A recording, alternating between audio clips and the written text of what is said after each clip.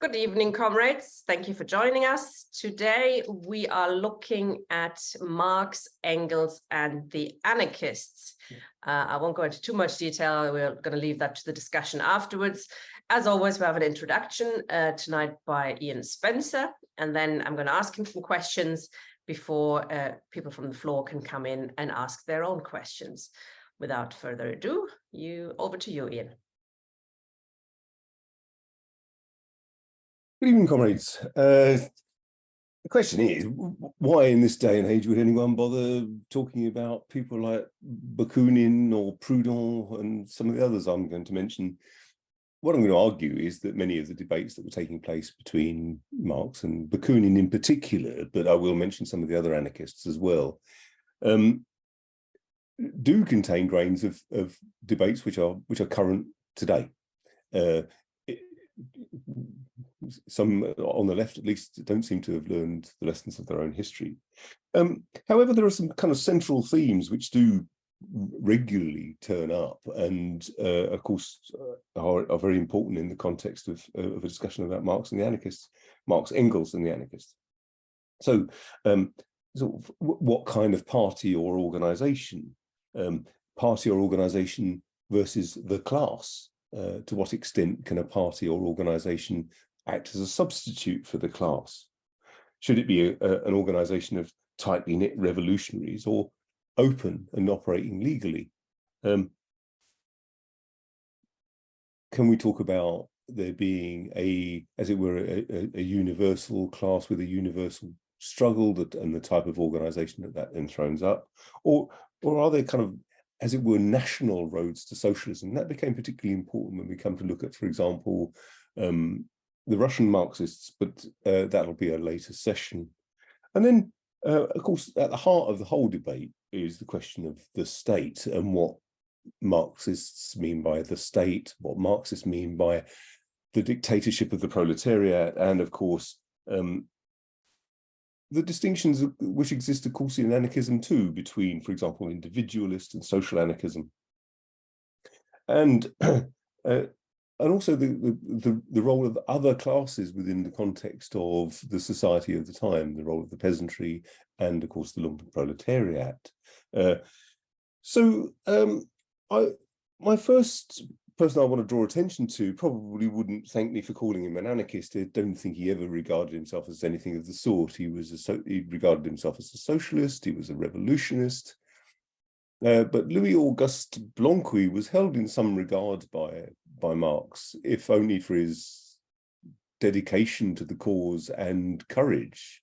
A well-educated man, he studied both law and medicine, and took part in the revolutionary events in France in 1830, and tended to form tight-knit conspiratorial secret societies, the aim of which was insurrection.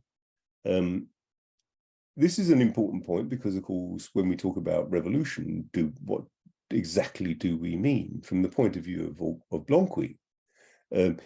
He didn't regard the proletariat as being something, as a class that could act in a collective manner, and therefore regarded it necessary for a tightly knit band of revolutionaries to take power, to seize state power by force in an insurrection, and on the strength of that, impose a dictatorship which would bring socialism about, impose a dictatorship, for example, which would socialize the means of production.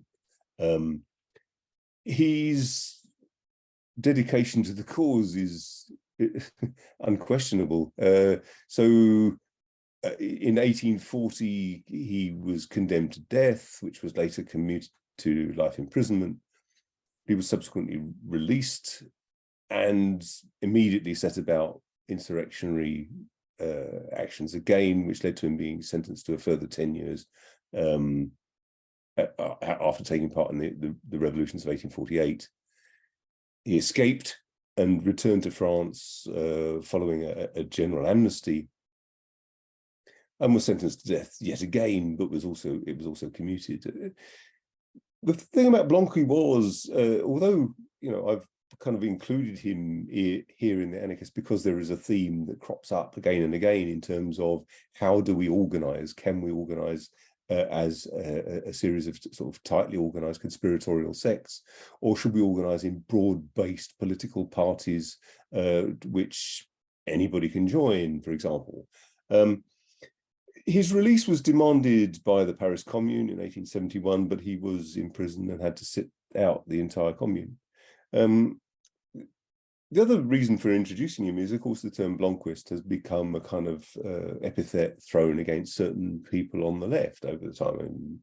And believe it or not, Edward Bernstein, the revisionist social democrat, accused Marx of Blanquism.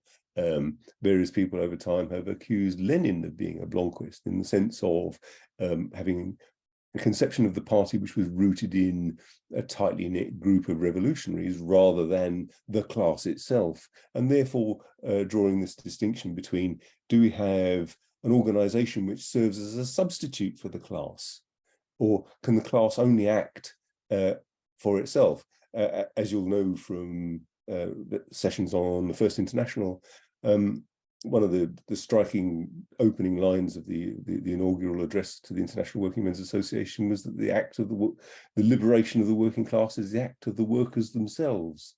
So where does that leave the role of revolutionaries, conscious revolutionaries who want to take theory as a guide to political action and put it into practice, and by assumption bring something to the general consciousness of the working people that isn't naturally there? It doesn't necessarily form spontaneously. Blanqui had no real expectation that the working class, crushed as they were by their poverty and long hours of work, would have time to develop political ideas which would lead to the transformation of society. And of course, that comes up as a central theme in Lenin's What Is to Be Done Later. So to what extent is the accusation of Blanquism being leveled at Lenin in any way justified? The first person really to identify himself as an anarchist was Pierre-Joseph Proudhon. I mentioned him briefly in the first session. Proudhon was an enormously influential figure. Proudhon really didn't publish any kind of critique of Marx as such, because Marx was a relatively insignificant figure among the French workers at the time that Proudhon was writing. By trade, he was a printer and compositor. He was largely self-educated. He taught himself Latin, for example, so that he could set the type for Latin texts more easily. He, apart from working as a printer and compositor and proofreader, he effectively taught himself Hegelian philosophy. And of course, he met Marx while Marx was in exile in Paris. As I mentioned previously, these two had been firm friends but fell out. Marx was notoriously prickly about theoretical ideas, and as we saw when we talked about his meetings with Weitling, something that Marx abhorred was the simple idea of political activity for its own sake, just simply going off and launching an insurrection or stirring up a mass of workers to take part in a fight which was doomed to fail, was to Marx anathema, because for Marx, the aim was to have a kind of scientific understanding of the forces and balance of forces that one is up against, as a means of properly putting forward a scientific approach to the transformation of society. So, for example, in Proudhon's work around what is property and the philosophy of poverty, famously, Proudhon is credited with the phrase that all property is theft. Well, apparently, Proudhon made a number of statements about property, and his tendency to use phrases like all property is theft was done as much as a rhetorical flourish as anything else. For Marx, you see, this was something he wanted to get away from. He wanted to get away from the idea of the demand for socialism as a kind of moral claim or as something which was just about an appeal to an emotional fight against injustice. For Marx, it was about the uncovering the laws of motion in social development, following on from Hegel, of course, the laws of motion, so that the idea that history is a series of accidents is a feature that we find in bourgeois historiography. You only have to watch some dreadful rubbish by Lucy Worsley to understand that. So in bourgeois conceptions of history appear only to be a series of accidents, a series of dead facts, as it were. But for Marx, and following on from Hegel, historical development had a law-governed motion to it. There was a relationship between accident and necessity in history. So when Proudhon comes out with a phrase like "all property is theft," Marx is at pains to point out, well, actually, no, hold on. Workers are exploited not just because they are ripped off, as it were, by the ruling class. Workers are exploited because they actually take part, supposedly as equal participants in a contractual relationship, and all the rules of bourgeois jurisprudence are observed, and as a consequence of that, poverty is a necessary condition for the existence of wealth, and as a consequence of that, the proletariat is exploited by the bourgeoisie. Pierre-Joseph Proudhon's approach was rather based upon a notion not of proletarian revolution as such, but the idea of workers' associations and cooperatives and mutualism, as it were, so mutual societies, for example. And of course, you can start to see how the influence of this did spread widely throughout Europe. And of course, we have cooperative societies and mutual societies and credit unions and so on, all of which would have been heartily approved of by Proudhon. But there's a strange kind of contradiction in many of the anarchists, as we'll see. So, for example, Proudhon had no qualms about taking his seat in the French Parliament in 1848. But the point about Proudhon as well was that he was a federalist and a decentralist, and his writings were extremely influential. So when we come to look, for example, at the Paris Commune, among all the communards, the majority of them would have been the adherents to Proudhon's ideas rather than that of Marx. But as we'll see, that as history takes its inevitable direction, or it takes the direction that it does, shaped by the forces around it, the kind of stated aims of people like Proudhon were often swept aside, and Proudhonists took rather different positions in the Commune, for example, than you might expect from the actual writings of Proudhon. So in principle, Proudhon was opposed to violent revolution. He thought that revolution would just come about, as it were, by the spread of mutual associations and cooperatives. He was opposed, for example, to the idea of the nationalization of land. And there were contradictions in his work as well, because on the one hand, he would say that property is theft, but on the other hand, assert that the ownership of property was the only real guarantee against the domination by the state. So on the one hand, he has a kind of notion of the state as a kind of guarantor of the interests of the bourgeoisie, but on the other hand, he's also saying that for artisans too, he regards the ownership of at least personal possessions and small amounts of property as the only guarantor you've got against the oppression of the state. Now, of course, I've met very few people who would call themselves a Proudhonist today, but if you look at some of the pronouncements of the Green Movement or other organizations, you start to see this almost dewy-eyed reverence for the idea of returning to a period of simple commodity production of artisans. And many of Proudhon's adherents were, in fact, from a kind of artisan class. This is Mikhail Alexandrovich Bakunin. Mikhail Alexandrovich Bakunin. He was a sort of minor Russian noble. I thought he was a count, but I've actually found it quite difficult to find whether he had an actual title, but he was a member of the Russian nobility. He grew up on an estate of around 300 serfs, and he was the son of Alexander Mikhailovich Bakunin. The middle name in Russian is a patronymic.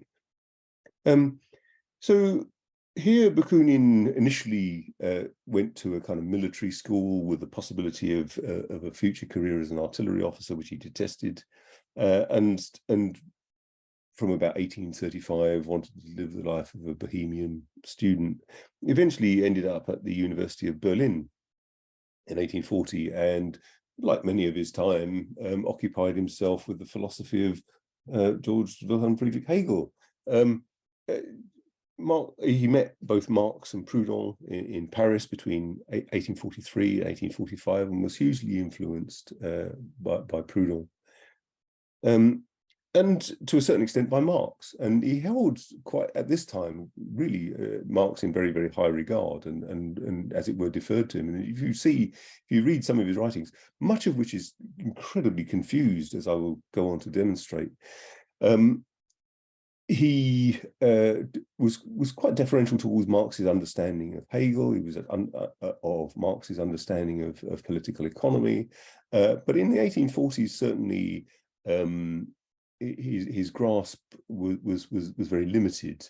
There's a few kind of places where Marx speaks quite a little approvingly of Bakunin, in one sense, in that after he came back from exile and joined the International Working Men's Association in 1863, Bakunin, Marx is reported to have said that he's one of the few people in the workers' movement of the time who seems to have actually improved, who's come on, who's learned something over the course of his experience. And it was quite a significant experience as well. He took part in the revolutions of 1848 in both Prague and Dresden, as I said here, and was sentenced to death, another one. And he was imprisoned in the Peter and Paul fortress, and then later the Schusselburg fortress near Petersburg. They're both near Petersburg, before being finally exiled to Siberia in 1857.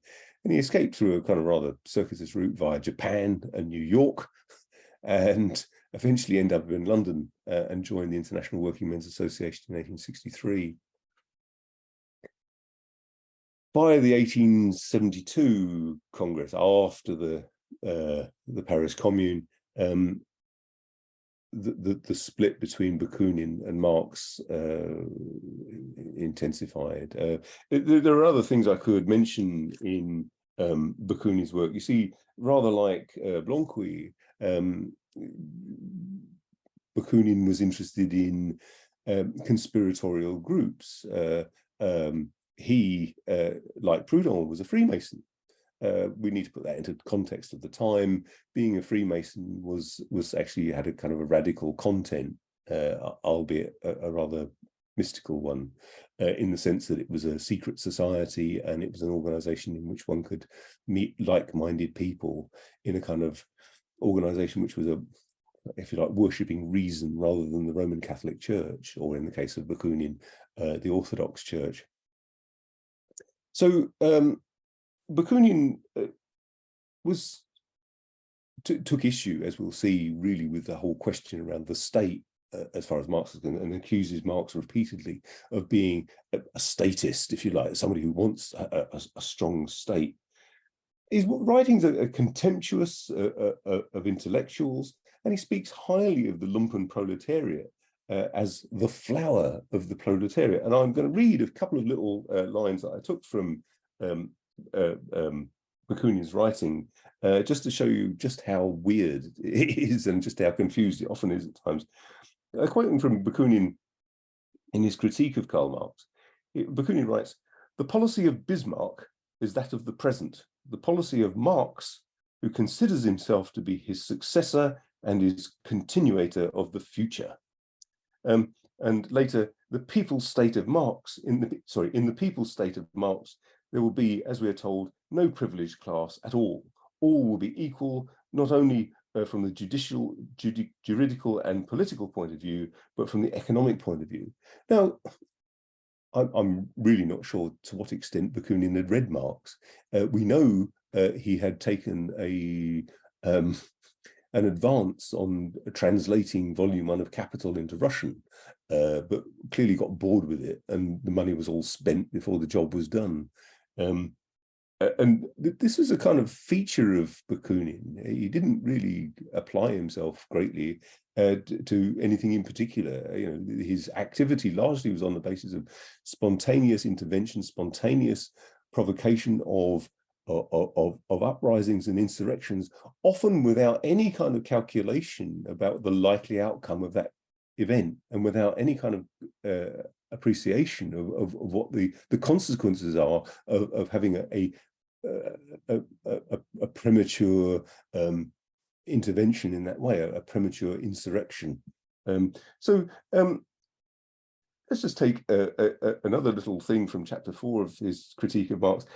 Let us consider the real national policy of Marx himself. Like Bismarck, he is a German patriot. He desires the greatness and power of Germany as a state. Well, I've heard Marx accused of a few things in my time, but that isn't one of them, really, except by Bakunin. Bakunin appears to have detested, been hostile to Germany, and regarded the idea of German unification as being about simply concerned with the aggrandizement of Bismarck's Germany, rather than being about the possibility of developing the forces of production without the impediments of lots of different nation states, as indeed was the case in Italy. So his opposition to the state was as opposition to the state as state, and without any real kind of understanding about Marx's understanding of what the state was. Whatever else you can say about Marx, is he wasn't somebody who was advocating egalitarianism. You know, he recognizes that people were fundamentally different, and which is why in the critique of the Gotha program, he is at pains to point out that the higher stage of communism is not about equality, which he regards as a bourgeois concept, but instead as the ultimate stage of communism will be from each according to their ability to each according to their needs. We're different, and therefore, you know, that needs to be taken account of.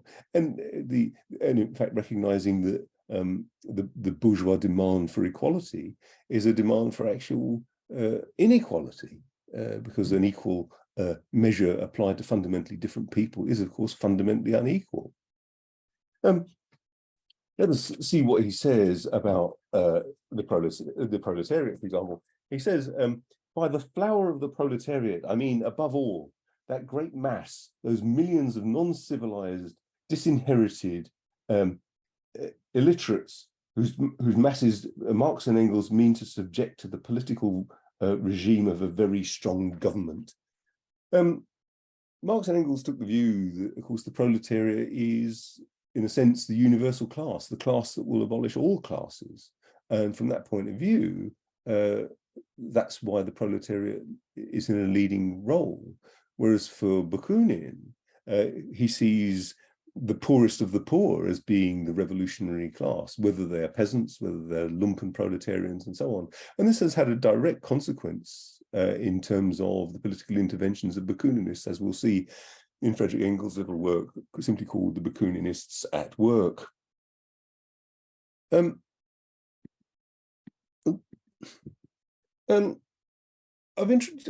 put Kropotkin in here, Pyotr Alexeyevich Kropotkin, almost as a footnote, really, but I think it was important to include him, not because he had any real debate with Marx. That is mostly focused on Proudhon and Bakunin, who were far better known in their day than Marx. Kropotkin, by contrast, was very well known in anarchist circles, and was actually one of the few people who wrote reasonably coherent stuff, whether one agrees with it or not. He came from an interesting background, and here I've also included him because later on what we'll go and look at is, for example, the important correspondence between Karl Marx and Vera Zasulich, about whether there was the possibility that the Russian община, the peasant commune, could form the basis of a future socialist society in the context of the Russian Empire. I'll leave that aside for now, but that's a sort of tantalizing glimpse of what to look forward to when we come to look at Marx and the Russian Marxists. But here, Kropotkin it alludes to this and in a sense prefigures some of that discussion. He was a prince. Well, the Russian title is knyaz, which isn't the same as a prince in British nobility, but nevertheless he was a prince, and he was also a former page de chambre. He was a page, like an equerry to the Tsar directly. He was also an accomplished geographer and geologist, hugely influenced by Bakunin and Proudhon. Was imprisoned in 1874 for his activism against the Tsar, and for that was exiled took refuge in Switzerland, France, and London. I only really mention him because of that important link, as it were, to what I would regard as the Russian Narodnik tradition. This is the tradition of a kind of agrarian-based socialism. One sees it in the writings of Lev Tolstoy, the author of War and Peace. One sees it in the kind of writings of the Narodniks before a proletarian Marxist party comes into being, and Kropotkin was very much part of that. Bizarrely, he supported the Allied parties during World War One, but subsequently returned to Russia after the February Revolution, and was very critical of the Bolsheviks. Like Kropotkin, like Bakunin and like Proudhon, he was very much in favor of mutual aid and decentralization, again drawing upon this kind of Russian idea of the peasant commune. You see, feudalism wasn't really abolished in Russia until 1862, and the peasants often lived in a kind of communal kind of arrangement where fields would be rotated and land shared out between the peasants, and this idea of a direct democracy of the Russian община, the peasant commune, was seen as being one possible way in which there might be a Russian road to socialism, as it were.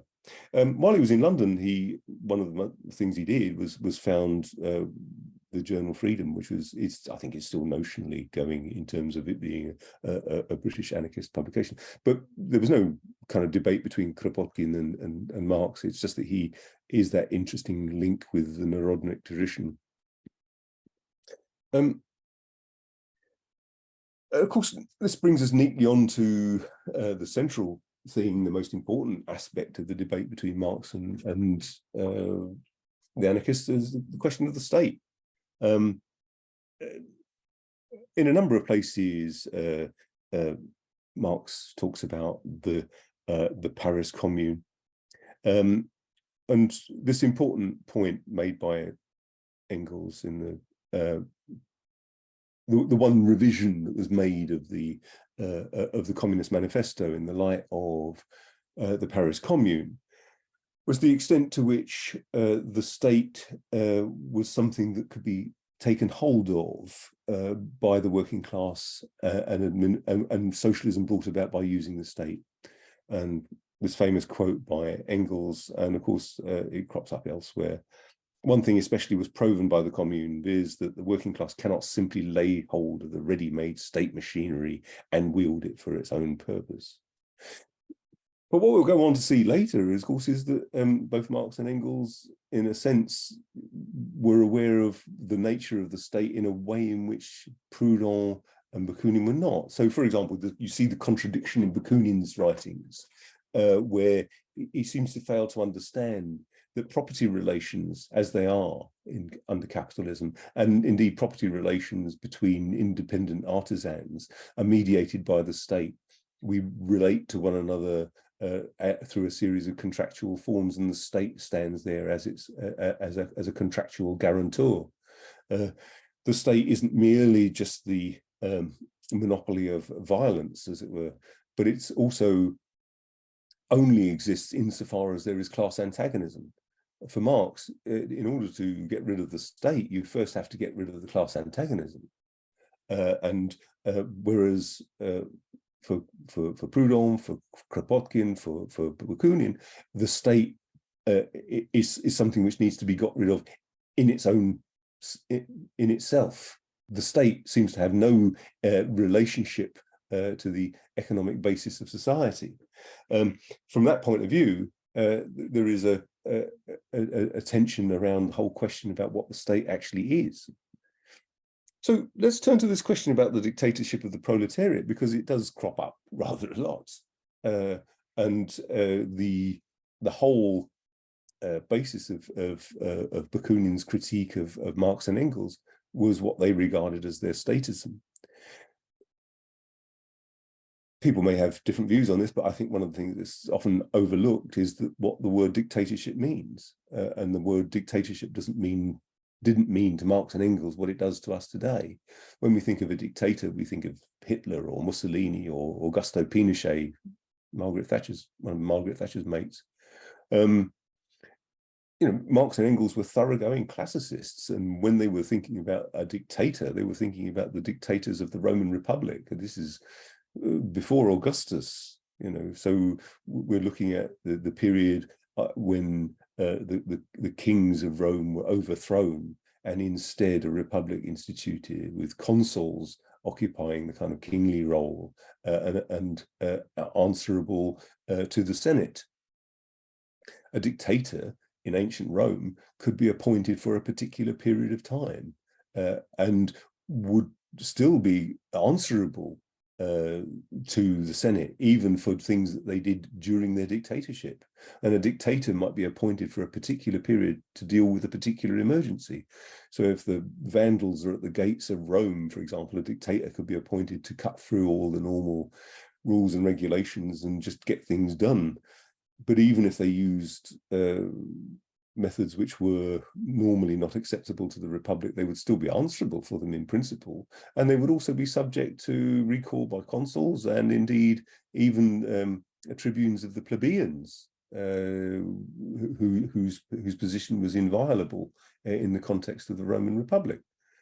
So when Marx and Engels are talking about the dictatorship of the proletariat, it's like when they talk about the proletariat. They didn't use the term proletariat just out of badness. They used it because it was the class of landless laborers in ancient Rome.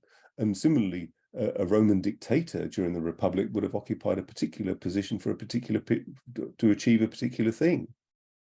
So again, famously, the postscript to the 1891 edition of the Civil War in France by Friedrich Engels. Engels says, "The dictatorship of the proletariat. Well and good, gentlemen. Do you know what this dictatorship looks like? Look at the Paris Commune." So we will. So as you'll be aware, Paris Commune followed after a lengthy siege of Paris, following, as I think as Victor Hugo put it, the debacle, name of his great novel, of the defeat of France during the Franco-Prussian War of 1870 to 71. It was indeed a debacle, the Great Battle of Sedan, in which Louis Napoleon himself was captured and effectively, therefore, ended the empire in favor of the Third Republic, which was established in September 1870. Most of the communards were Blanquist. The Blanquists in particular seem to occupy a particularly important role with regard to the leadership of the National Guard. And probably the majority overall were Proudhonist. And there were relatively few Marxists in the Commune. One, Jean Longuy, of course, later became Marx's son-in-law. So just a glimpse of some of the things that were declared by the Commune: a complete separation of church and state, the remission of rent, the remission, for example, of all debts as a result of, so pawnbrokers had to give back the stuff without you having to pay them, they having to pay the interest. Deputies were paid no more than the people that they represent and could be recalled at any time. The death penalty was abolished. The guillotine was taken out and ceremonially burned to the cheers of all the crowd. And the declaration of the Commune was precipitated by the surrender of the French Republic to the Prussians. And as a consequence, one of the things that was going to happen was that the weapons of the National Guard were to be handed over to the Prussians, except for small arms to retain law and order, as it were. The National Guard included every eligible citizen within France and every eligible citizen within Paris, and was in excess of 300,000. So rather than a standing army, what you have is the citizens in arms, in the context of a well-organized militia, and who had incidentally paid for their cannon, and they were rather obsolete muzzle-loading weapons, but nevertheless, the citizenry of Paris had paid for them, and when they were ordered to hand them over to the Prussians, they were having none of it. So they retained them for themselves. And the other aspect of the communards was that many refugees from the German-occupied parts of France had come into Paris, and actually these were typically the poorest, and were often workers themselves, and took to joining the National Guard in numbers. They're foreigners, indeed. I read a lovely little book I think it was by account by Edwin Childs, who was an English communard, who didn't stay to the end. He was discharged after the surrender, honorably, but it gives a fantastic account of life in the Commune in his book, The Siege of Paris. So another feature of the state and terror, as it were, is just an understanding of the terror of the bourgeoisie, an understanding of the terror of the dictatorship of the bourgeoisie, which arguably is what we face every single day.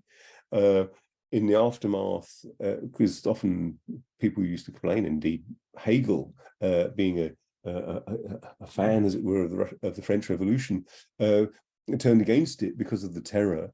But the terror killed relatively few in the Great French Revolution of 1789. But by contrast, an estimated 15,000 communards were executed, the last of whom was shot up against the wall in the cemetery of Père Lachaise. A further 15,000 were imprisoned or exiled.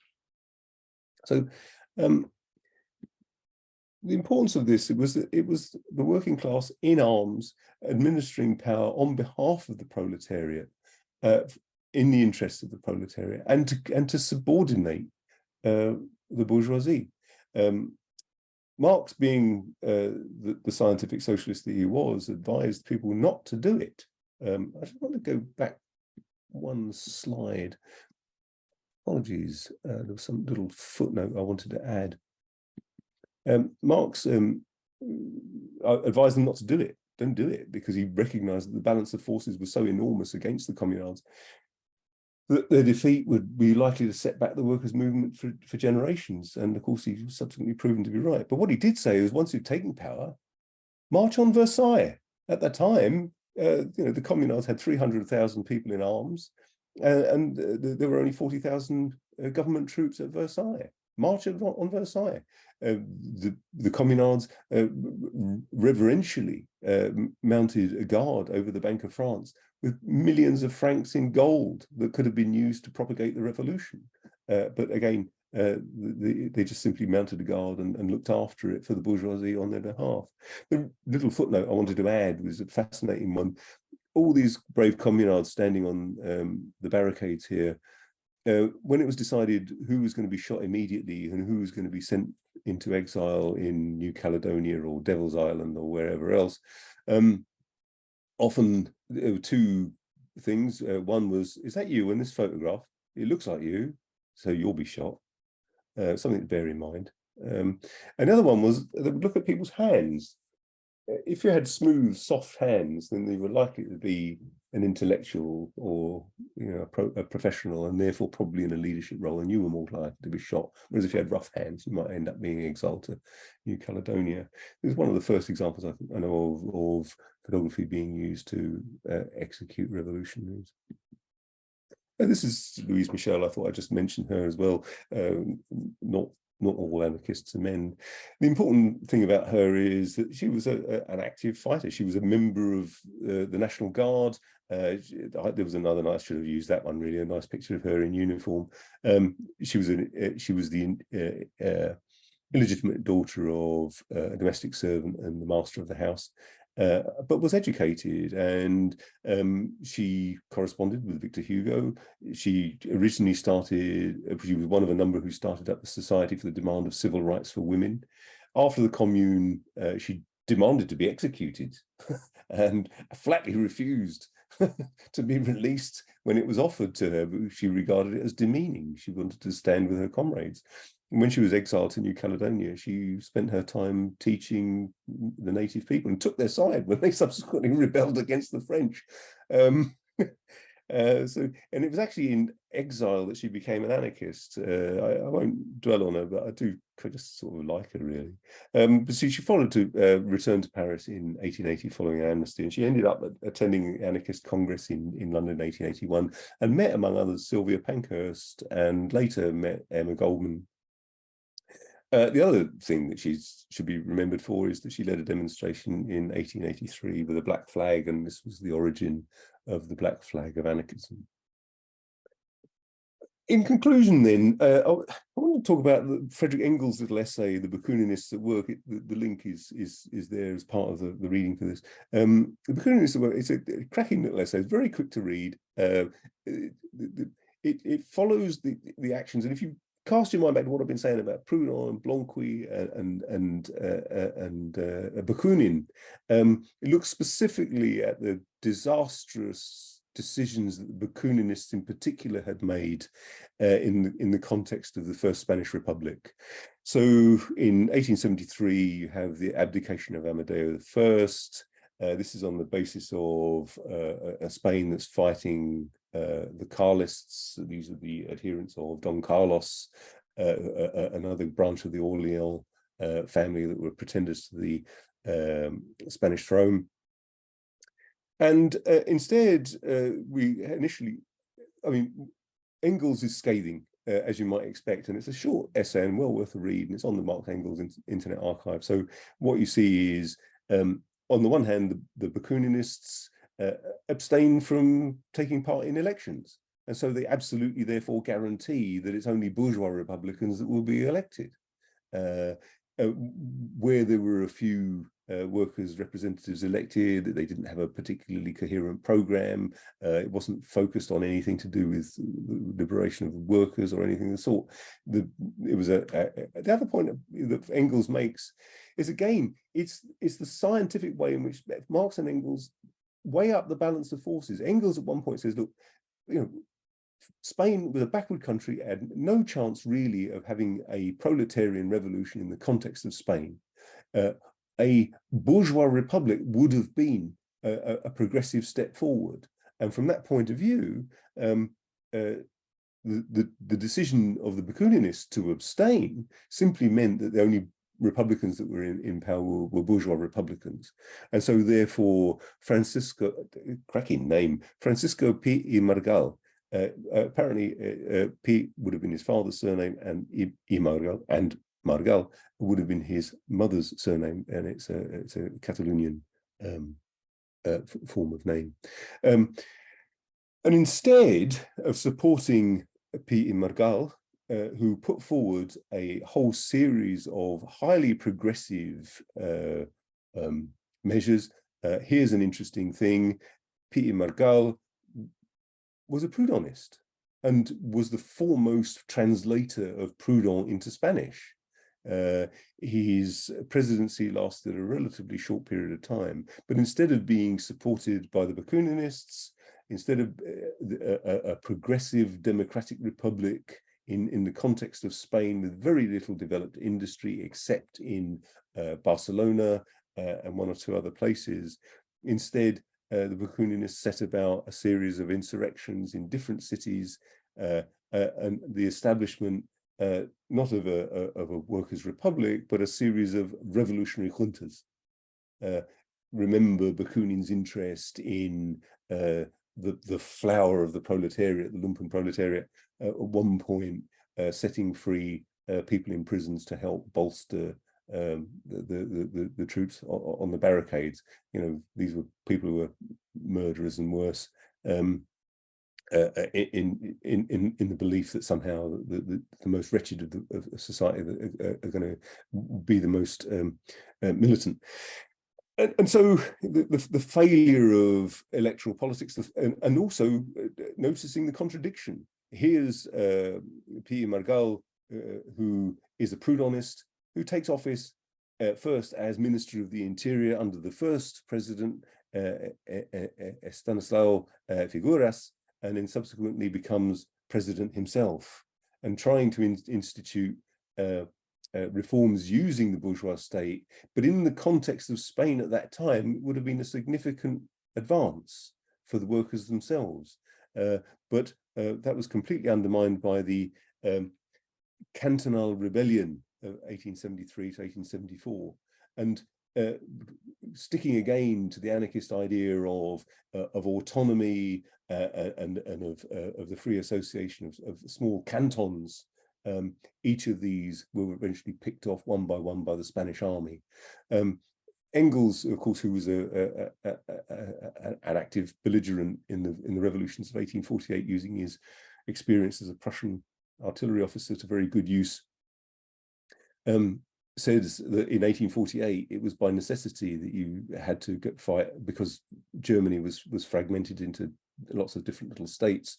But here, what had been a necessity in Germany was embraced as a kind of orthodoxy, as it were, by the Bakunists. We have to set up little cantons, and each of those will be independent, which made any kind of joint action between them very, very difficult.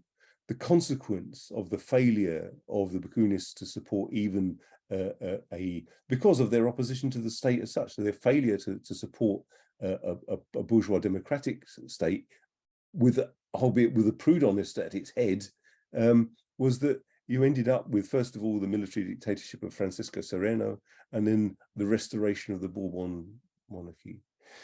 Later on, of course, all of this will have a kind of dark reverberation in the outcome of the Spanish Civil War in the 1930s.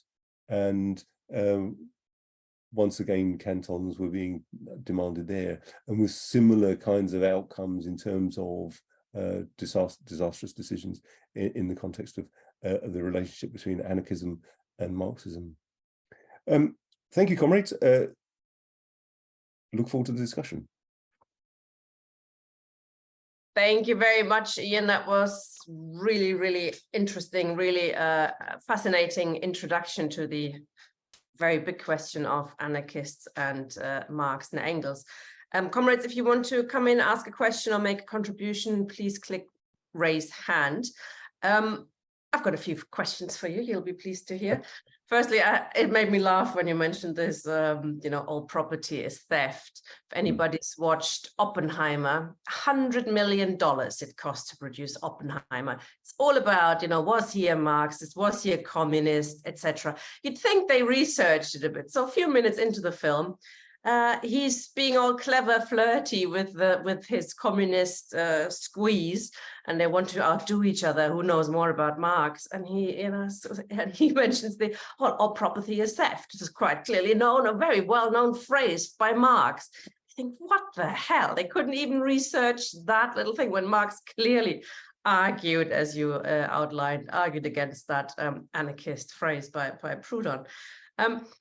Now, on the last bit, let's start with that. The experience of Bakuninists in practice, because they were given orders when the Bakunin to not engage with the politics, not engage with the elections, etc. I mean, that is an interesting question, isn't it? How should, and it's still around this question, how should people who consider themselves communists, who want to abolish the state, who want to do away with it, how do we engage with, reforms? Do we call for reforms? How do we call for reforms?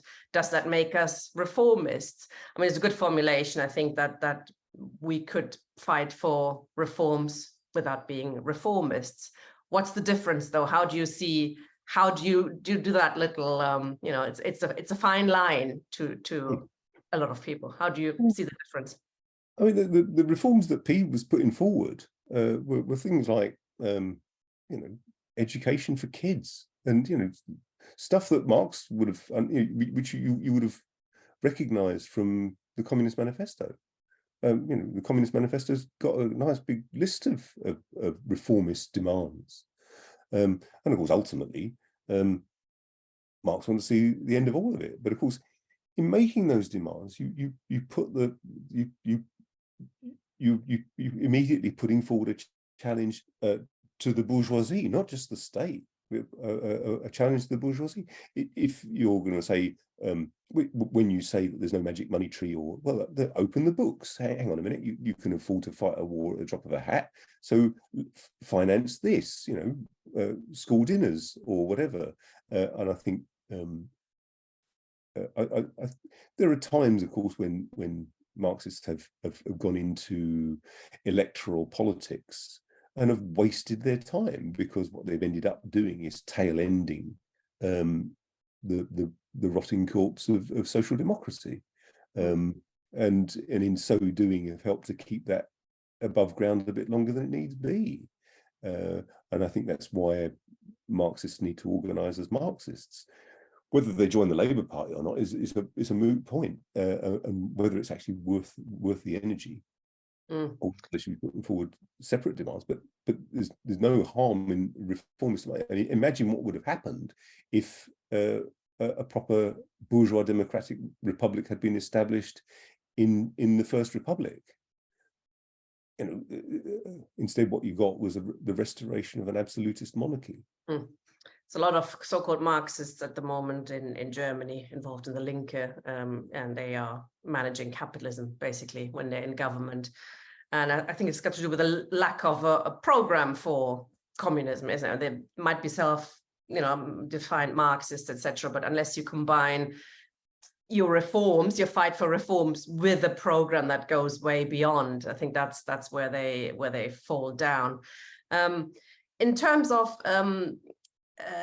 Bakunin, then, he's another interesting one, isn't it? You've been a bit too nice on him, actually, I think, because he was mad. He had some really wacky ideas. It's all, you read his stuff and on Marx, he's scathing, isn't he? Marx is an authoritarian, like all Jews are, actually. He's really anti-Semitic. He says the Jews are authoritarian and we have to fight them, etc. He's bonkers like that. But he's also, is all about all being, we have to not accept authority, etc., etc.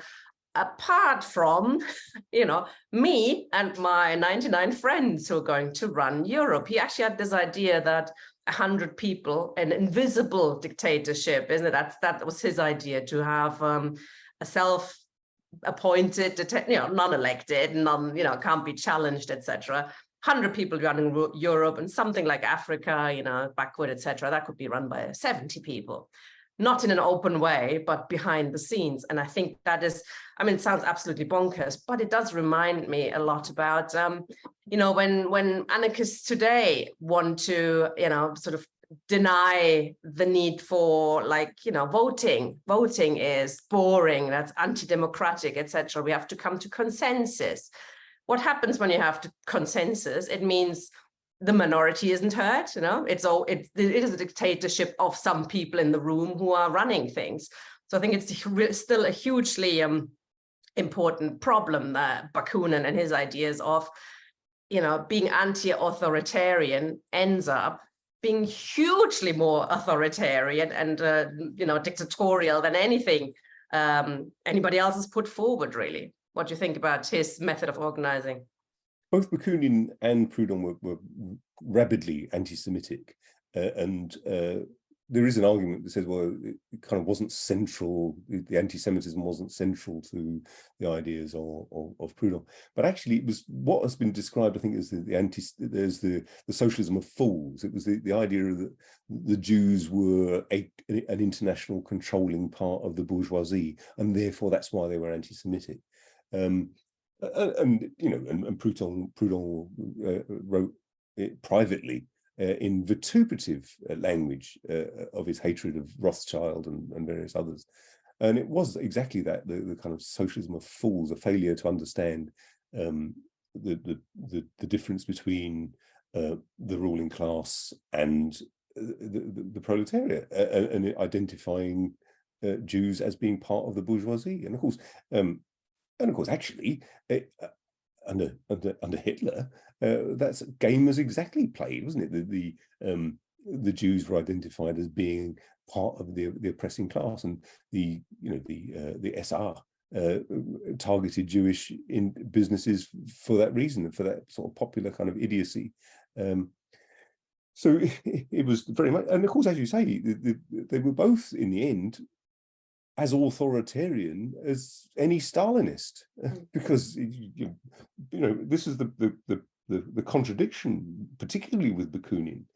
He was hostile to intellectuals who he regarded as a new class, but he, of course, was himself an intellectual, albeit not a very good one. And you see this kind of bizarre kind of. I mean, I won't mention Russell Brand as a fan of abstentionism or somebody who would be attracted to anarchism, but it had that flavour to it, this idea that, oh, don't vote, what we need is a revolution, ignoring the role that can be played by elected representatives as tribunes of the working class, providing they are tribunes of the working class and not kind of opportunists who are seeking to feather their own nest or advance some miserable career in local government. So Karl Liebknecht, for example, I mean, somebody just asked in the chat, what has voting ever achieved, except after World War II? I'm not even sure what that refers to, but Karl Liebknecht was the sole representative in the German parliament who stood up against war credits, etc. So, he was just only one person, but I mean, we remember his opposition, we remember his speeches to this day, because he used parliament as a platform. And I think that's a good way, when we're not near a revolution, you use parliament, you use elections to make propaganda for communism, for something that goes beyond the status quo. Isn't it that how you engage? Millions of people are not yet revolutionary. The question is, how do we win them over? So you use every platform that you can possibly use, including parliament, which gets you into the media, etc. But I think a lot of socialists over the years, over the decades, and today have probably lost a little bit of sight of that, and they think this is the end. You have to go into parliament, and that's how you fight for socialism. And then one day it'll, we'll vote for a more left-wing Labour government that will get us socialism, and that's of course the opposite of what Marx and Engels were arguing. So Bakunin, of course, dictatorship over the proletariat. It very much sounded like a self-appointed dictatorship over the proletariat. But getting back to what they actually meant by it, Marx and Engels, I put it in the chat, and I believe Hal Draper has done a really good job on that. He's gone through all the occasions that Marx and Engels talked about the phrase dictatorship of the proletariat, because it has been used by many on the left to imply dictatorship of the proletariat, not like how Marx and Engels meant it, the rule of the working class, but something that needs, that means we have to be as violent as possible. It has to be a bloodthirsty, it has to be a heavy, terror-laden revolution, blood running on the streets, etc. And Hal Draper actually has gone through the not very many occasions they talked about it and explained, put it in context. And it meant simply rule of the working class, i.e. the majority has to be in charge.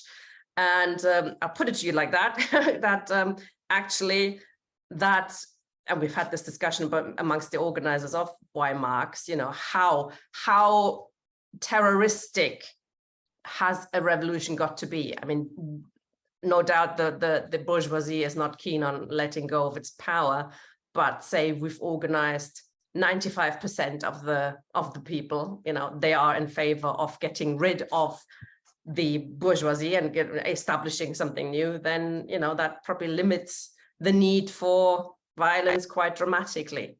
And there are various places where Marx and Engels talk about the possibility of a peaceful transition to socialism, and they recognise that in an open, democratic, legally organised society, in principle, it could be far better.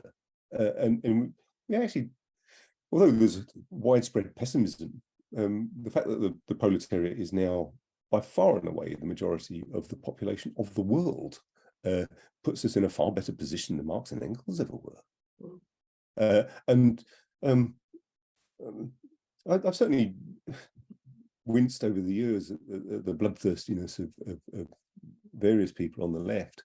I don't know. I think there's no doubt about it that we're going to have to defend ourselves. I mean, I say remembering the death of Pinochet should be as good an aid memoir as any other of what we can look forward to if we don't understand what the relationship has to be between the proletariat and the bourgeoisie in the aftermath of any seizure of power. But it has to be in the interests of, and also that dictatorship of the proletariat was always intended to be a transient period. It's something just to simply secure the rule of the proletariat until such time as socialist relations of production take hold, and the idea of the state withering away.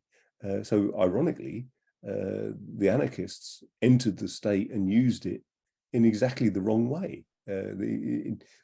By contrast, what Marx and Engels, and of course, questions are then raised about what the Bolsheviks did and that kind of thing, and we'll come on to that later. But of course, they were in a position where the proletariat had been obliterated, such as it was, and under circumstances which are very different, and were never envisaged by Marx and Engels. I should say we're not pacifists either. No, you nor I. I don't. I'm sure there will have to be some kind of terror. Well, terror is a strange word anyway. It depends on how you use these words, isn't it? We'll have to establish the dictatorship of the rule of the working class, and that's probably not going to happen without some violence of some form.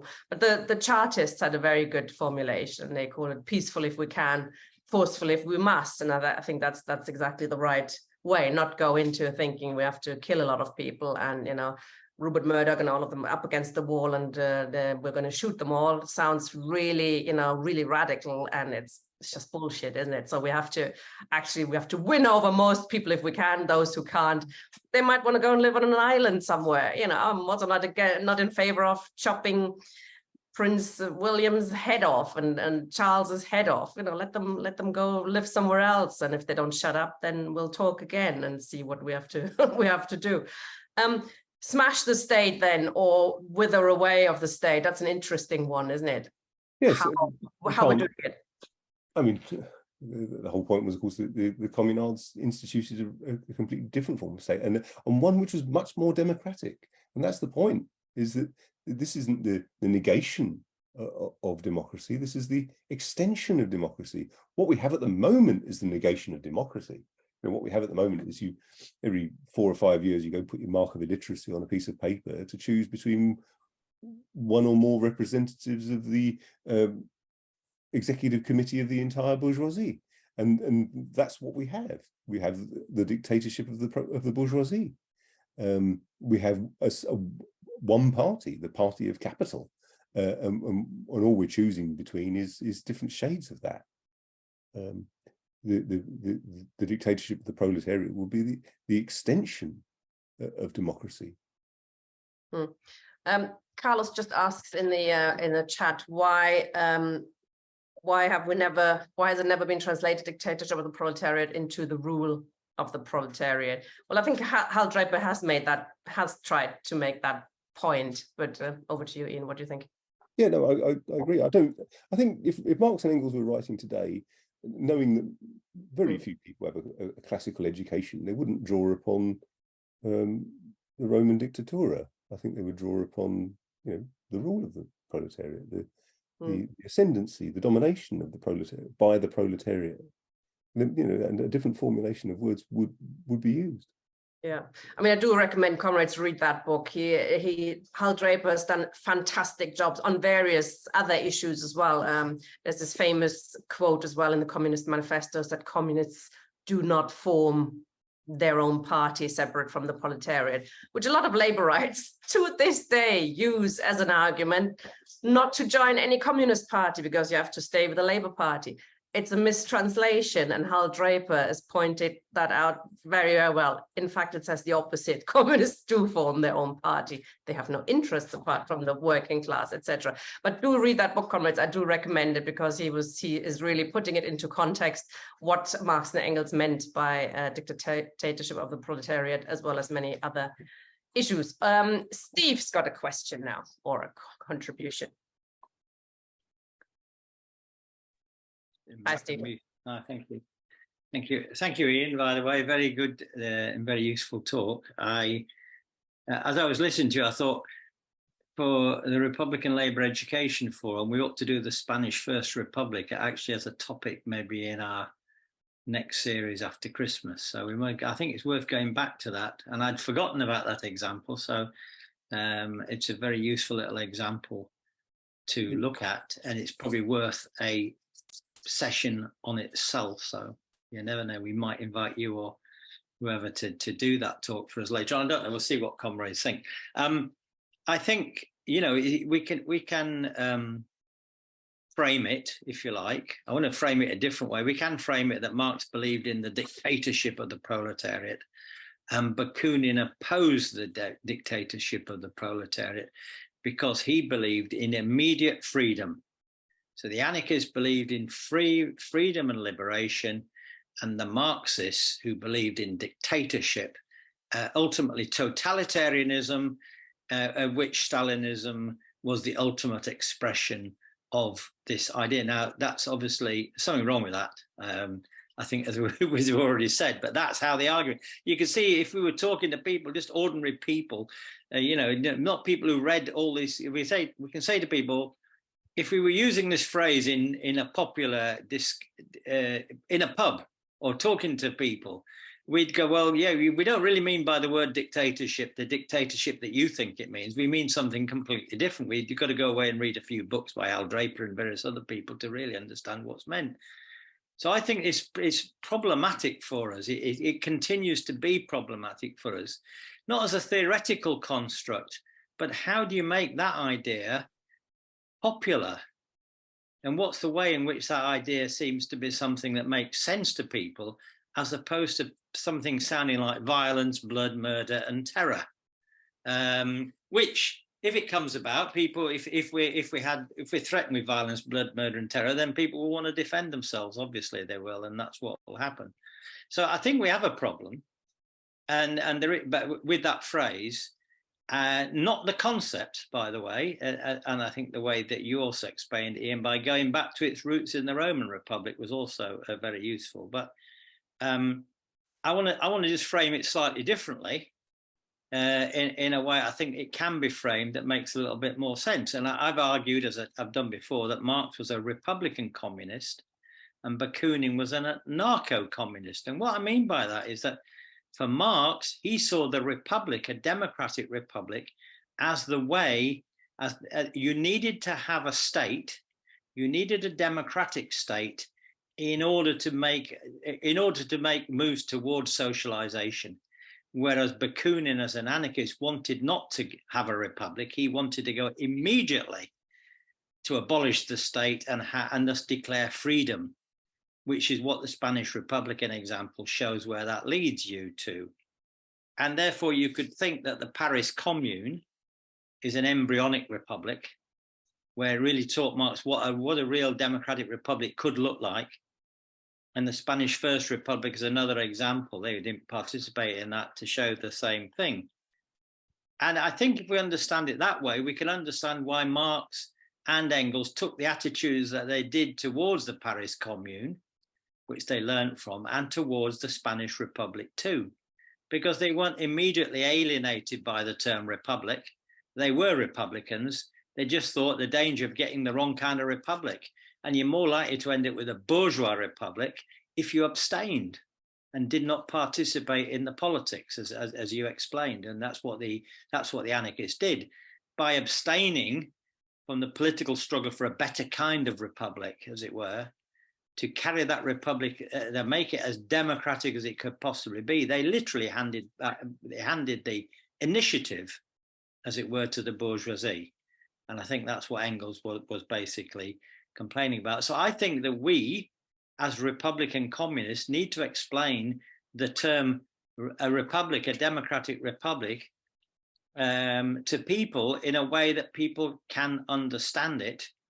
And of course, if the working class has power in that democratic republic, then in effect it is the dictatorship it becomes the dictatorship of the proletariat, and it's not confused with that. So I think if we want to explain to people in a pub what we mean, we're talking about a very democratic republic, rather than explaining to them we want the dictatorship of the proletariat. And oh, by the way, we don't really mean it's a dictatorship after all. It doesn't mean blood and terror and violence, all these terrible things that you rightly, as a working class person, are going to feel frightened about or concerned about or worried about what it means, or we'll end up in a Stalinist dictatorship. That's what we're advocating. We want Stalin, we want more Stalinism and so on.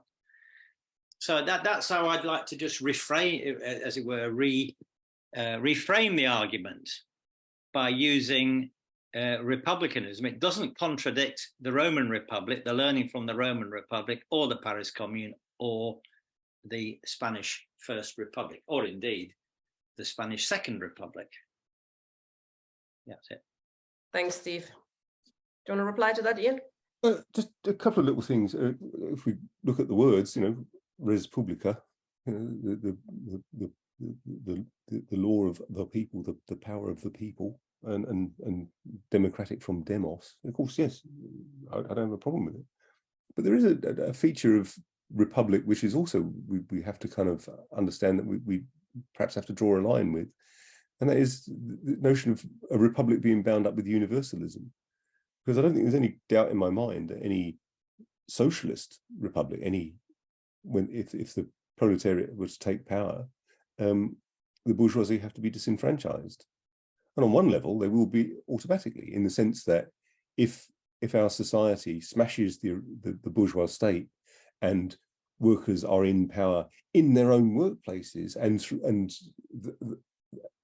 our economic power is in seizing hold of the production, then obviously there's no room for the bourgeoisie to have any kind of part in that. Whereas citizenship, which is often tied up with republicanism, implies a universalism of the ownership of oneself and an formal equality before the law. I don't think there's any grounds for extending citizenship to the bourgeoisie. That doesn't mean to say we've got to slaughter them en masse or treat them like dogs. But it does mean that they can no longer administer power, and certainly not through a standing army and those kinds of things. And again, whatever context, whatever concept we use, we're going to have to explain ourselves. Whether we call it, Bakunin liked to play on the fact that the German Social Democratic Party at the time's paper was called Volksstaat, the people state. And of course, just the word state was enough for it to be regarded as something oppressive.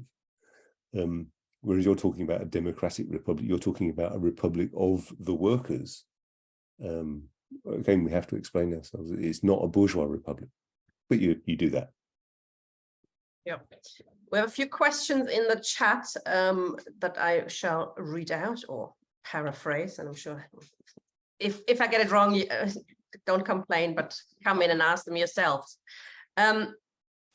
One person asks, representation always leads to a dictatorship, a election. If you don't all rule ourselves, you'll power corrupts basically. If you if you have elections, etc., that you can't have that democratically. Was it Lenin that had a very good phrase? If we all become bureaucrats, then none of us are bureaucrats. If we all run society, nobody runs society. But of course, you have to have a transition to that situation. How do you see that, Ian? How do socialists prevent, socialists corrupting? I think what we should be arguing for is direct participative democracy. And actually, ironically, I hear occasionally when I used to, going back to my council communist days, used to hang about with anarchists occasionally, and that whole question about direct participative democracy, and that's at every level.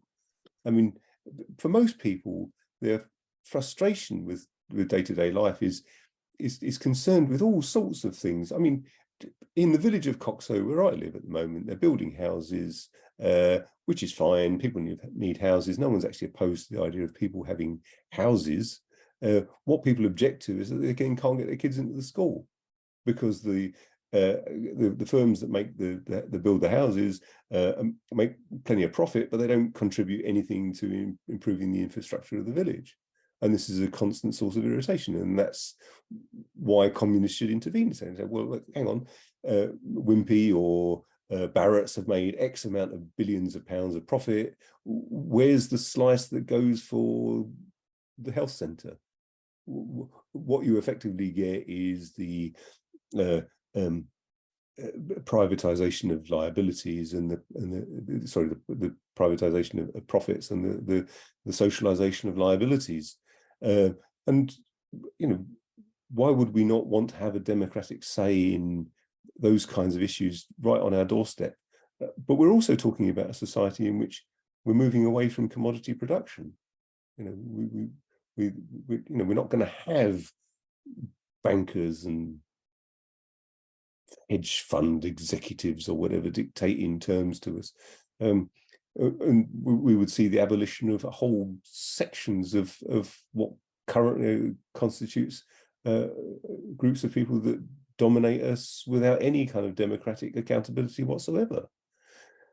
So I think the whole idea of a direct participative democracy, okay, there may well be a situation where, if 10 of us decide we want a little park at the end of our road rather than a corner shop, the one person who would have rather had the corner shop has their nose put out of joint. But I don't think this is a kind of insurmountable problem. The important thing is that everybody gets to have their say in it. And in the here and now, I think also, I mean, we do get involved, or well, some of us get involved in elections, but we fight for this current system to become more democratic so that the working class is in a better position to organize and to, build an alternative. So we do call for, accountability, which call for transparency of those elected, and crucially, recallability. Once you've elected an MP, as Steve was pointing out, or what was Ian, 5 years you have to put up with that guy. Then even if he's doing the worst job in the world, you cannot get rid of them. So, we fight for a system where you can get rid of them quickly if they're doing a crap job.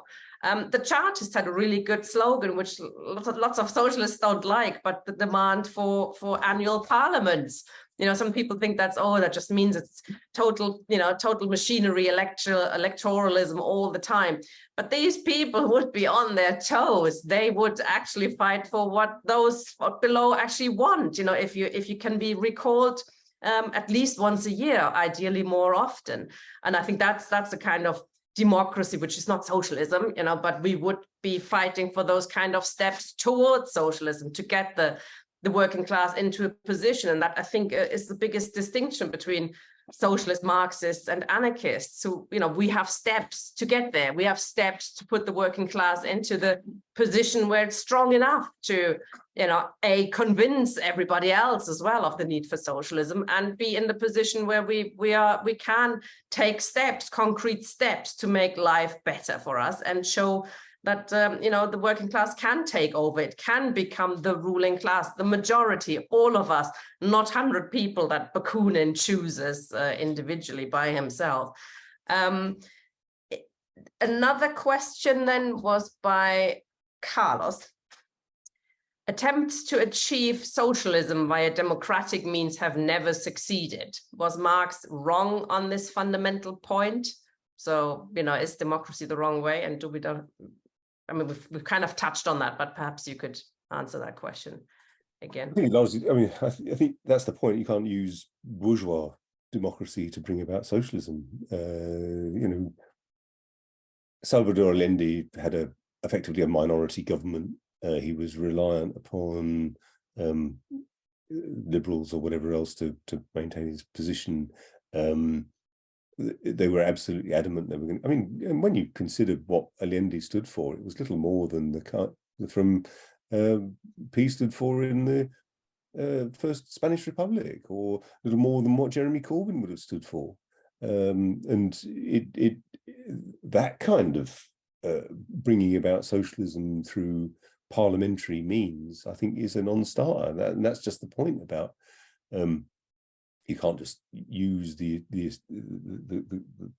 current form of the state to bring about socialism. You'll very quickly end up in front of a firing squad, I would suggest. The other thing is, of course, Marx was quite clear that, in a sense, democracy is something that we have to learn. We've had generation after generation which sees representative democracy in the bourgeois sense as being the only possible form of democracy that could exist. That people are not in the habit of direct participative democracy, but they'll learn it very quickly. And also, although we've been rightly scathing of anarchism as it was put forward by Bakunin, Proudhon, and the others, it's still worth remembering that things like local communes, cooperatives, and the rest of it have a part to play in terms of people learning the ropes of democracy, and also self-organization is a very important part of what it is to be a communist, and very important part of what it is to be a human. As it stands, you go to work and you do some god-awful job, and then you end up putting your mark of illiteracy on a bit of paper every few years, and that's your lot. But actually, most people, I think, if given the opportunity, could run their own workplaces a bloody sight better than the managers who purport to do it for us. And I don't know, I've never been in any workplace where you couldn't say, well, what if we did this or that? And everybody would agree that's the right thing to do, but they won't let you. They won't let you because the managers have to manage. And then people actually regard that then as a natural feature instead of it being a social feature of capitalism. Talking about self-organization, I think one of the most obvious ways where anarchists maybe clash with socialists these days is trade unions and the sort of syndicalist approach. I know we've got a session coming up on that, but it is an interesting feature still, and that's still going on today. So you look at unions, be it in Britain today, I mean, it's bloody awful. The Unison, the biggest unions, are run by bureaucrats who have no interest at all in challenging or overcoming capitalism. It's all about getting a few more pounds in the pocket, which is important, etc. But that leads a lot of comrades of a more anarchist persuasion to say, well, what we need to do is we need to build separate unions. We have to have pure unions. We have to have unions which fight for political demands and for refugees and etc., which sounds very attractive, but there's something wrong with that, isn't there? Unions, of course, have taken historically specific different forms and at different times, and will be transformed during revolutionary periods. I mean, although we've been looking at the classical anarchists in a sense, I've always felt that the best thing that George Orwell ever wrote was Homage to Catalonia, and he was in the POUM, the Partido Obrero Unificación Marxistas, and it was, you know, attacked as a Trotskyist organization, which Trotsky wouldn't necessarily have accepted. But nevertheless, it was an idea of a party of Marxist unity, Marxist workers' unity, and similarly, you know, Orwell speaks about the way in which the Communist Party, his opposition to Stalinism, really was consolidated there, and similarly, you know, bourgeois unions. It's not lost on anyone how useless they are, whether it's the Royal College of Nursing or whether it's Unison, or it makes not the slightest bit of difference. You can see that they're all paid a lot more than the people they represent, and have precious, much more interested in having cozy relationships, cozy chats over tea and biscuits, and as they stitch up their own workers. You know, and anything that challenges that. So I would be very much in favour of an independent shop stewards movement, or independent movement. And of course, syndicalism is an interesting one. I look forward to the session, because of course that too has taken different forms. Let's remember that, you know, at one point the IWW in the United States had between 4 and 8 million members. Why? Because they accepted unskilled workers, they accepted black workers, they accepted Chinese workers, because they were internationalists. And although we have a tendency to say there's Marxists good, anarchists bad, I think there are interesting kind of forms of organization that will be thrown up in revolutionary situations, which won't necessarily fit easily into any particular mold. It's also worth remembering that, you know,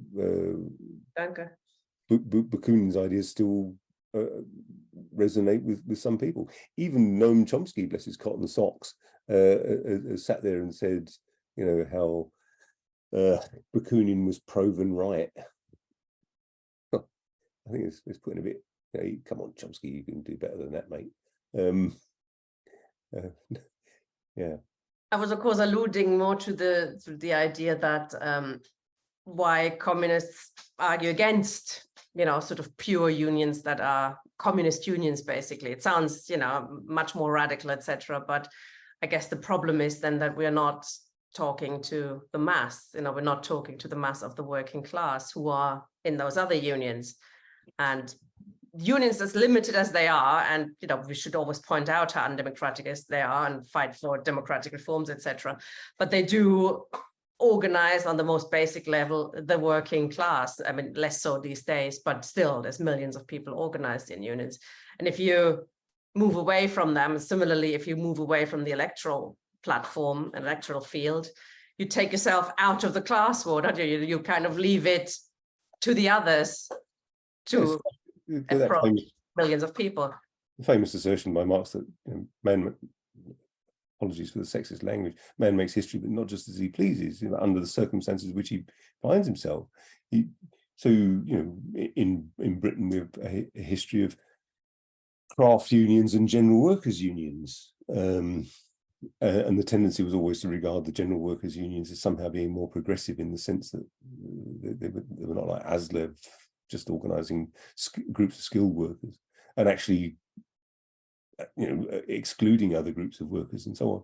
But of course, in other countries, I mean, in France, the CGT was allied to the Socialist Party.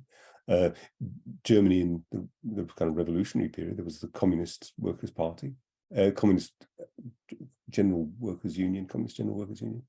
I don't know, I can't remember. So, I mean, there have been communist unions, and there may well be again. You know, when I watched this group of 4 people at the Durham Miners Gala with their IWW banner, it's rather sweet, but, you know, we know that's not going anywhere. You're not going to recreate the IWW of 4 million members here in the UK or even worldwide. Indeed. I've got no more questions or people with their hand up. If anybody wants to ask another question, do it quickly. Otherwise, I'd say we've had a really good meeting. We're finishing a bit earlier than before, but it was whirlwind through the history of anarchism and why we're not anarchists, although I think a lot of us started off as anarchists because it does sound pretty good, you know, no authority, etc. And then you kind of start to understand, well, authority is not the problem, is it? It's actually if it's unelected, if it's unchallengeable, if it's undemocratic, that's what we don't want. But we want people of authority that we can look up to and who can lead us and who can make decisions sometimes. But we also want to be able to say this is wrong until we're getting to a situation where we can all run society. Karl Marx and Friedrich Engels were extreme libertarians. They wanted individual personal liberty. I mean, I haven't even mentioned Max Stirner, of course, who was arguing for extreme individual liberty. And of course, it's hopelessly contradictory, but you know, Marx and Engels want extreme personal liberty for everybody, you know, so that anyone can, you know. At school, I quite enjoyed carpentry and probably still would again. I've never been able to develop that skill or many others besides, because I've always been able to bloody work for a living. So, you know, the creation of a society in which wage labour is abolished in favour of the complete free development of all human capacities. I can't think of anything more anarchistic. Indeed. We do have actually now somebody with a hand up quickly. Felicity, we just squeezed you in at the end. Hi. Hi. Thank you very much. It was really interesting. I'd just like to clarify. Are you suggesting we don't vote? Are you saying people shouldn't vote? No, not at all. Good, because I think it's really important that we do vote. And I think you've got to make it clear that under ideal circumstances, certain things occur, but in the society we're in, it's really important to vote because it can bring about, well, I'd definitely get rid of the ruddy Tories at least. Yeah, I agree. And Yeah. I'd go, I mean, my own personal preference would be to be able to vote for an explicitly socialist candidate or an explicitly communist candidate. Yes, definitely. And if I had my own way, would you promote alternative vote? You know how people are going on about our voting system, or see, I see that as a deflection. I don't think that's important because you look around the world and you've got proportional representation, but it's caused as much havoc as anything else. We've got so many neo-fascist governments at the moment, and they've got proportional representation. So I personally think it's a deflection. I see it as not necessarily. I mean, what we need is a mass party of the left, and I think we will after the 24 election. I think we will be able to, because I think the Tories will become a rump party. I honestly do, and I'd like to see a party of the left. It won't be a socialist party, but at least a party of the left representing somewhat the views of people who voted for people like Corbyn. I mean, yeah, okay. First, on voting systems, on the one hand, I'm not that bothered how the executive committee of the bourgeoisie is elected, but you know, first past the post and proportional representation have at different times been used to prevent the left from taking power. In Italy, for example, proportional representation made sure that the Italian Communist Party didn't take power, and was used to make sure that you couldn't get an absolute majority. And one of the reasons why people like Tony Benn and Jeremy Corbyn have always defended first past the post is because they harboured the view that if you just had a left-wing enough Labour government, it could legislate socialism into being in the style advocated by the Fabians and all the rest of them without revolution. My own feeling is that in the context of Britain, proportional representation would be a step forward, because at the moment we have no voice whatsoever. When we had the referendum on the subject, I voted, you know, holding my nose for the proportional representation that's put forward, despite the fact that it was a ridiculous system. It was worse than single transferable vote. Having any tribunes of the proletariat in office that could make a noise and actually get their voice heard would make a huge difference, and that's not going to happen with first past the post. Absolutely. It disenfranchises, well, up to 49.9% in a constituency, which is outrageous. Yeah. Germany does have a PR system, but it doesn't necessarily mean it gets us closer to socialism, not automatically, but it certainly gives the working class a vote, a voice, and you can have people in parliament who are speaking up. Paul. Evening. Yes, I wanted to basically reinforce the last point that was made, really, because you'll notice in some Marxist parties in the country, I actually mentioned the Socialist Workers' Party, or SWP, in the chat, because I've got friends in the SWP and some are in Counterfire as well. They're both similar organizations as a result of the split. But one thing I had noticed about them was that they might call for you to vote for particular parties, but they themselves don't actually take part. I know the argument for it. They would dismiss it as bourgeoisie democracy, which it is, but I think as socialists, and for some of us as Marxist socialists, Marxists should we should be involved in every aspect of life.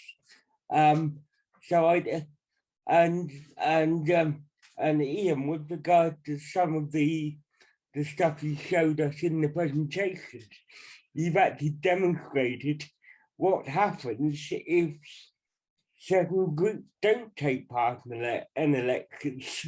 And as for proportional representation, like you, Ian, I also voted in that for a yes vote in the AB referendum, despite the fact that it wasn't proportional representation. And the only reason I voted for that one, for a yes vote, is because I saw it as a stepping stone for further electoral reform in the future. My personal preference is for a genuine single transferable vote system where you use the same preference method, but it's designed for electing multiple members of parliament. So, like in Ireland, for instance, they have 3 to 5 members per constituency, and the single transferable vote is a much more democratic way of electing people. I think it is the better form of proportional representation. And as for, and also from a socialist perspective, some people might argue that it might crowd socialists out of power, but on the other hand, if you've got proportional representation, as Tina mentioned in other meetings, it actually provides the opportunity for other socialist parties to also stand in elections. So, and also the very simple fact about proportional representation is it's designed so that you end up with a parliament that people actually voted for. And as you and Tina have demonstrated or argued, you don't get that under the current sort of system. But as I say, I just wanted to reinforce the point that as Marxists, whatever you think about the current process of bourgeoisie democracy, it's still important to take part in it. Thanks. Yeah, I one of my formative experiences was hanging about Speaker's Corner in London when I should probably. And there was a cracking anarchist speaker by the name of Jim Huggan. He had some nice one-liners. I mean, most people would be familiar with him. if voting changed anything, they'd make it illegal. And it doesn't matter who you vote for, the government still gets in. And, you know, it's all good knockabout stuff. And actually, if you look at Proudhon and if you look at Bakunin, Bakunin's a terrible writer and his ideas are all over the place, but you can see how there's an immediate populist resonance in his work. And you can in Proudhon as well, in a way that you don't have the kind of immediate accessibility with Marx. You know, so you see in Bakunin, it's quite scathing about Marx's intellectualism, whilst at the same time kind of deferring to it. It's a bizarre kind of thing. But my feeling is that ideas are important so that we don't make fools of ourselves. Just as we saw in the first Spanish Republic, you know, if there had been a scientific, a thoughtful way of working out what a proper tactic should be, then it would have made a huge difference. In the context of our intervention in bourgeois politics today, we either spend our time in small groups talking amongst ourselves, or we reach out to a wider audience. I think we could get a wider audience in the context of proportional representation. I think people continue, particularly where I am in the northeast of England, people will continue to vote Labour on tribal grounds, if nothing else, just because they've always voted Labour and their parents have always voted Labour. But that's breaking down, it's changing over time. And the fact that the next Labour government will almost certainly be as right-wing, if not more so, than that of Tony Blair, and as prone to warmongering, as prone to siding with imperialist forces and so on, are all going to be opportunities for the left to actually say something. You know, we haven't got a lot going for us in terms of influence, but what we've got is our ideas, and they're a lot better than the ideas coming from the right, or what Tariq Ali calls the extreme centre. Incidentally, I remember in 1979, the Workers' Revolutionary Party got more votes than the Labour candidate lost by. And that works out. So some then say, well, look, that's what happens. You end up just letting the Tories in. Well, I think it just means we should be a bit more intelligent about where we stand candidates, comrades. You know, if you've got a half decent left-wing Labour MP, well, what's the point of standing against them if they're in a highly marginal constituency? Let's use our brains. Whereas, you know, my wish would have been that someone like Julian Assange could have been made to stand against Keir Starmer, but there we go. It's not going to happen. Indeed.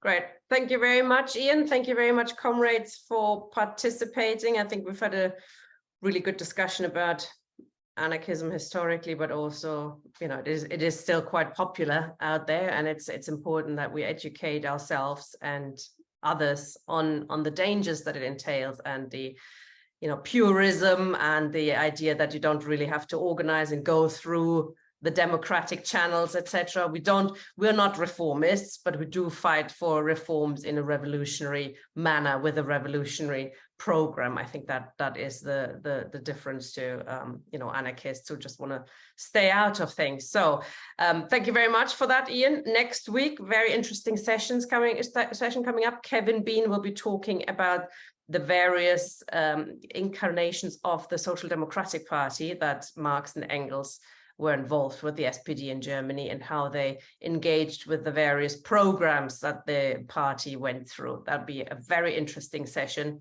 that can, I'm sure, inform what we're doing today as well. Thank you very much, Ian. Thank you, comrades. See you next week.